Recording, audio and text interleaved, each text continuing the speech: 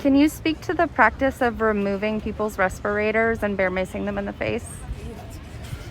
No, I haven't done that. We have several instances of that on film. Sure. I've heard of that happening. Can you comment on it? On like why an officer might do that? Yes. So because it's usually been when somebody's already been restrained on the ground. No, couldn't be.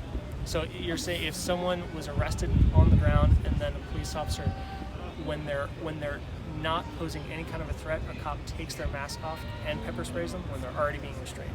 It's happened multiple times. It's on film. If you have that film, you should be going straight to, one of the numerous oversight committees that we have that... Oversight committees that don't do shit. We have IPR, we have the Citizen Review Board, we have IA, we have a lot of different avenues for people to bring complaints against us. Several IPR members have quit.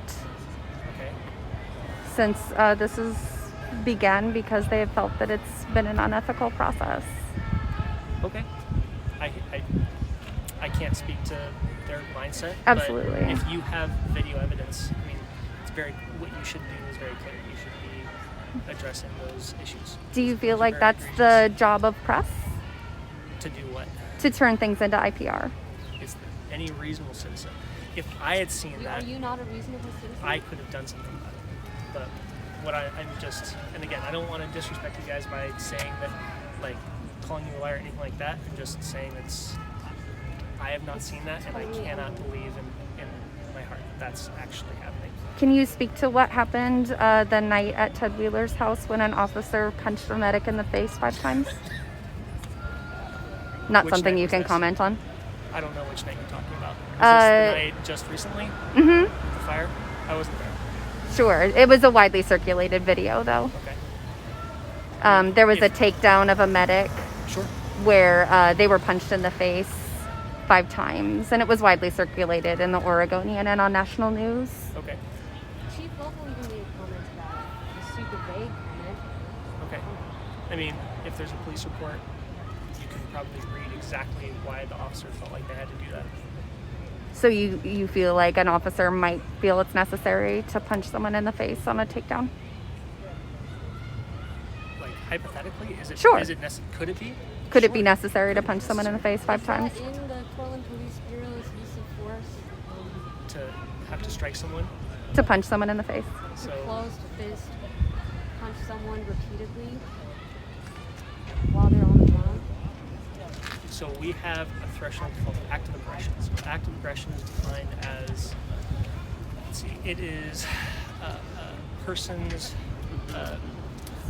communicating an overt threat through words or conduct of overtly communicating. Gosh, I'm going to screw up my policy here. Overtly communicating a threat by word or conduct of a threat to do harm, bodily harm to officers or others.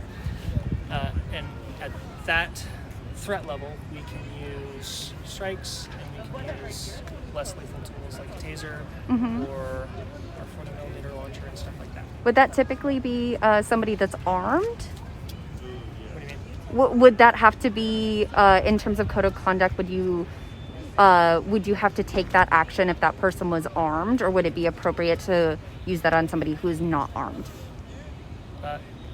If someone was armed, so be more specific, just so that... In that situation where you would use that amount of force, would it be appropriate to ever use that on somebody who is not armed?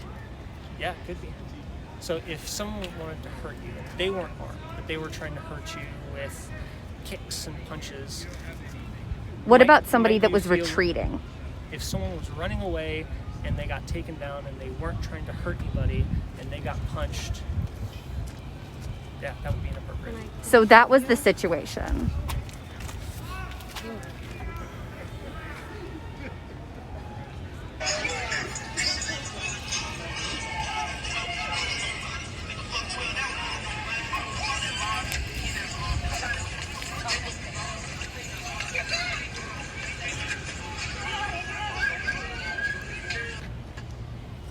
Hey, clearly punched him from the ground.